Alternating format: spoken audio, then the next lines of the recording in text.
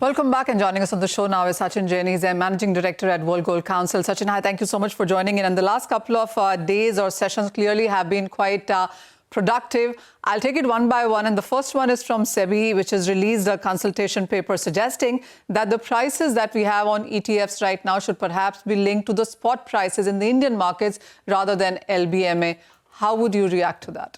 So first and foremost, Manisha, thanks for having me over. And yes, I think SEBI's issuance is, I think if you take a step back as to why it's coming, is that ETFs are becoming more and more proper, more sort of main stage.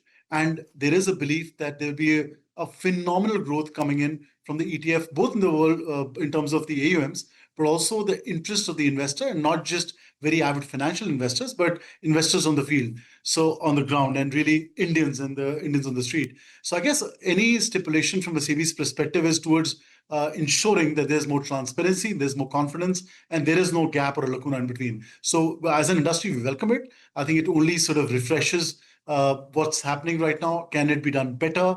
And I think it's really a call to a future that'll be much more bigger.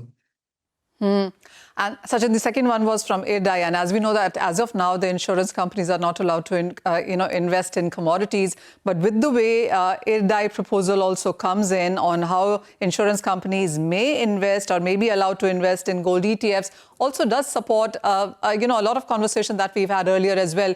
As you said, ETFs really are here to stay, grow, and grow considerably.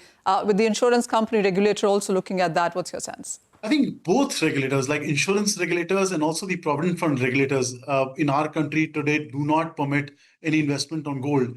And I think there's been a lot of conversation globally and also in India, where as an investor, what you really bring on the table with some part of diversification in gold is make your portfolio healthy. I mean, there could be a lot of debate about this current, when you look at a 20-year history of gold, and there'll be a lot of pushback to saying if you delete the last 5 years, then perhaps the returns might not be as healthy as equities, which is perhaps a true fact. However, what gold does is a play in terms of liquidity. And when you look at specific zones of pressure in 2008, in COVID times and all, that's when the health of your portfolio dramatically improves. And I think the insurers, the regulators are acknowledging that fact. And I really foresee that it's not about gold getting pushed. It's about Indians' long-term investment via insurance companies and provident fund investors is healthy and is very long-term.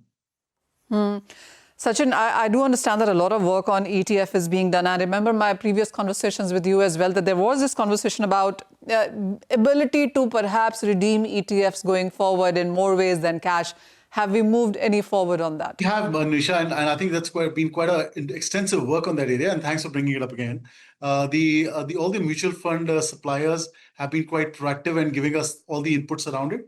We've been working with the regulators around it, and the intent would be that we will be running a pilot with some select partners to see the nuts and bolts of it. And we all believe collectively that this will be the fungibility of ETF into the jewelry world will be a very, very good step, very healthy step. One, for usage of ETF, and secondly, more importantly, the awareness of ETF and what can do to an avid consumer. And how soon do we see this pilot coming in? Is there a timeline that you're working with? On the corner, Manisha. So I foresee Q4, certainly we should be live, is what our earliest estimate would be. Since we have you with us, Sachin, what's your sense also on the demand? Because the first half gone by does show us a very mixed picture. Of course, the returns are huge, but the kind of investment or the jewelry buying, especially that we have seen, has taken a hit. So let's talk about what's happening globally and what really happened in the first half of the year.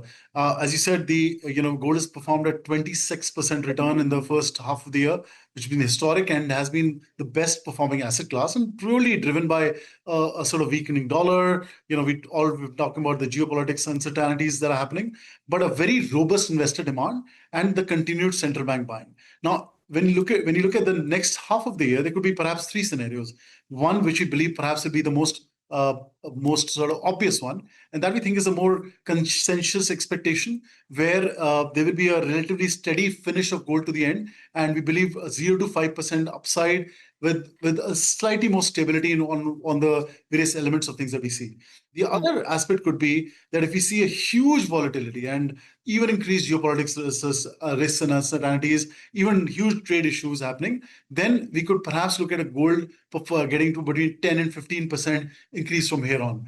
And on the third side, if everything normalizes, there's no trade issue, all countries start loving each other, then we think that gold might just get down to about 10 to 12%, which I think is a very bleak possibility. So that's the three scenarios in which what we think might happen. Now, to your point on the jewelry side, I think first 2 quarters, you certainly see a drop in jewelry, but it's important to also keep an eye that an Indian consumer who's buying jewelry is buying from the cash or the disposable money he has on his hands, and that sheer number has gone up. So volume might have come down, but the consumer's interest in how they're buying jewelry and gold has been up quarter by quarter.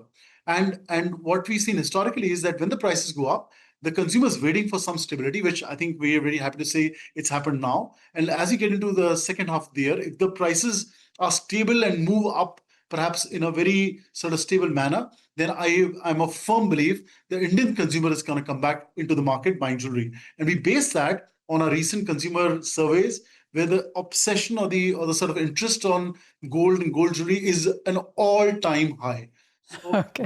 and I also see that industry doing some great work in terms of lightweight pieces, more affordable pieces, more creative pieces, attuned to lifestyle. And you see all of that in play in the second half of the year. Oh, well, absolutely. The obsession to owning jewelry is actually on a high. Sachin, this last question to you is not as a World Gold Council, but as a personal question, really. What is your sense on where are the prices going? Because otherwise, you won't answer this one. Because, the street really seems to be talking about 3,500 and 3,800 and 4,000 and thereabouts as well. Well, I think even on a personal level, I don't see anything differently, Manisha. I really think that when you look at the peaks of gold prices that have absorbed a lot of these issues and shocks that are around the corner, some of them have been made a reality. But I think it'd be more stable from where we are upwards. And hence, there will be some sense of normalcy to saying, guys, this is the price. Now, should I consume or not consume it? And I think it certainly simplifies jewelry consumer. But as an investor, I personally, as you said, I have always looked at gold as a very long-term allocation of my portfolio. I'm very tiny portfolio, but very, very small allocation there. And I guess that from that long-term view, I think it's a perfect time. Okay, all right, Manisha, thanks very much for that. So that's on the entire gold space. And Mini, you have some incremental information on that gold. Because it's very interesting because gold ETF, like you're mentioning, right? It's picking up interest, and that is what we saw in July as well. It's back above that 2,000 mark, again. So it was near record highs. And as Sachin says, and as the news has been, Vinny, that you have SEBI saying that the prices should be more, domestic. You have IRDAI saying that insurance companies can go into that. And as Sachin told us that now that you buy ETFs, you can redeem it into jewelry. I mean, what else do you want? Nothing more that one could ask for. India's love affair with gold will never end. All right, Manisha, thanks very much for that. Well, we need to take a short break, but remember to tune into the all-new CNBC-TV18 Prime, bringing you insights from policymakers, business leaders and economists shaping both the world and India's future. CNBC-TV18 Prime decodes global shifts and their impact on Indian businesses, giving you unparalleled insights. Tune in to CNBC-TV18 Prime at 12 noon for the Global Reset, at 1 p.m. for the Big C and Global Lens at 8:30 p.m.